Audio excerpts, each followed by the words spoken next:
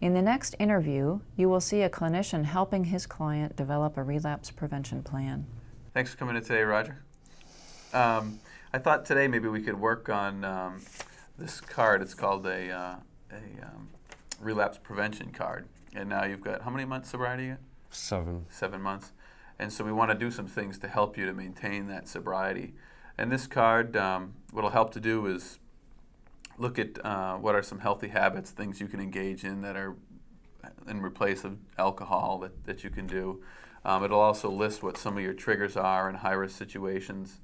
And so we'll just go through and fill out the different things. And basically you can use this card if you're at a point where you think you might want to use that. This would help give you some thoughts about other things you could do. We'll even list like phone numbers for people that you can call, like a sponsor or some other support people that could help you.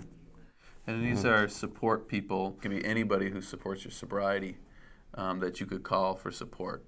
This down here is the healthy habits and healthy pleasure section. And healthy habits are things that you do over and over again that are good for you. They're not necessarily always something you enjoy, but they're good for you, and they help lead to these healthy pleasures. And these are some things that feel good and are good for you. So the healthy habits lead to the healthy pleasures. So the healthy habits are basically like stepping stones that you'll take to reach this overall goal of things you want to maintain. So I don't know if it might be helpful to list like the healthy pleasures first, and then we can look at what steps need to get taken to get to them. What are some things that you enjoy doing?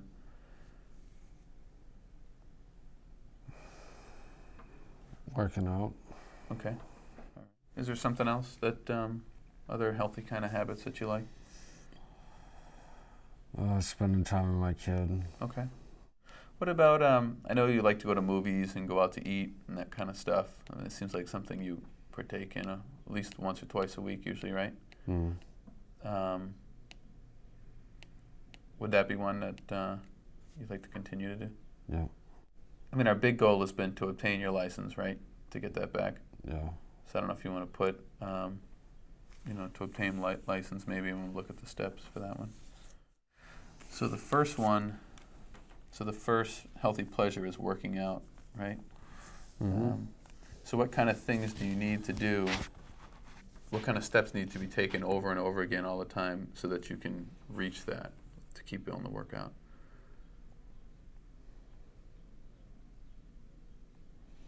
Yeah. So at least they kind of get you. It sounds like once you're in the door, you're okay, but sometimes getting there can be the problem. So so maybe that, having somebody support you to get to the gym, which could be our outreach people or myself or somebody else could help with that.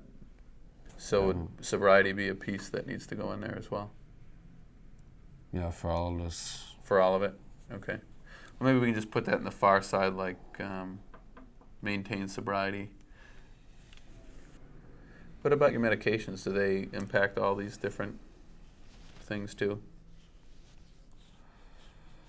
I think so. It's either that or just, like we were talking the other time about my concentration because of the illness. So if you were off of meds, would you think you'd be able, like enjoy the license and do the movies, AA?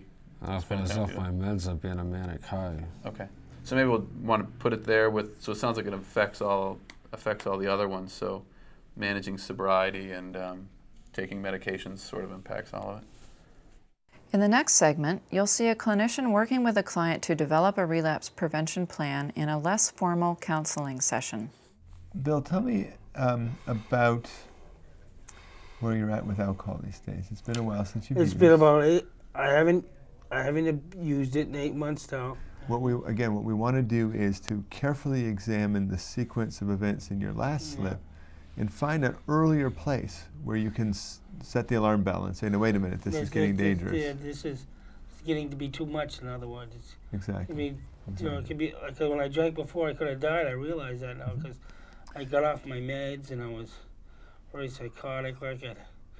And you ended up back in jail, didn't you? No, I didn't end up in jail this time. The years following before that. Mm. I ended up in jail in the past. But I broke that cycle. Okay. And I ended up at this time. I ended up at a friend's house, and I ended up getting thrown out on the street. But I didn't end up in jail, thank God. You know. So you were able to cut it a little bit shorter Yeah, this time. yeah. Okay. And I think that the way we plan these things out is to try and intervene at sooner and sooner points so that you don't get into the same Don't get into the same habit. level of break the cycle. That's what I. right. Not as much loss. No. If you make the shift at some point again to wanting a drink, that I think is something to really focus on as an intervention, as a time to target. Okay. If you find yourself making the shift out of knowing that you want sobriety, that's when I think the danger signals really pick up, because up until that point, you know the things to do, right? Yeah. You're using the right Use things. my tools. Use the right tools that I got. Use what I got. You know. Let's say that it progresses to the point where you decide you want to drink. Wow. The drink starts to have its grip on you. Do you think that you still have some room at that point to reach out? Yeah, if it starts to get a good hold of me, and I find myself going the opposite direction, I'll turn around and I'll say, you know, I've been through the past. I've been through the mill. I've been homeless. I've been penniless. You know, I went sometimes days, weeks, or a month without eating. You know, and I realized that the worst of things are waiting for me out there. I could end up in jail. I could end up dead in the grave. I got to realize that this disease kills. You know, and if I don't, you know, stop drinking, it will eventually kill me. You know. That's what I got to realize. So I'm realizing that now. So one of the internal strategies that you use that's successful is reminding yourself of the bad things that have happened before. When you start to believe that you want to drink again.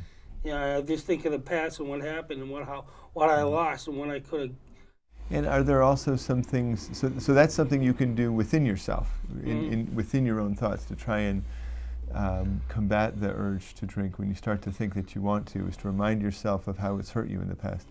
Are there things that you can do with others? Are there things? Is there help that you can seek at that point? I can seek help by, by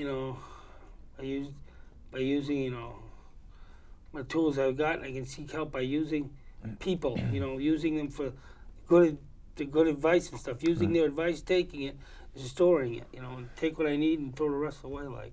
Do you imagine, Bill, that it would be hard to admit to somebody if you had decided you wanted to drink? That it would be hard to tell that to your sponsor or to the staff?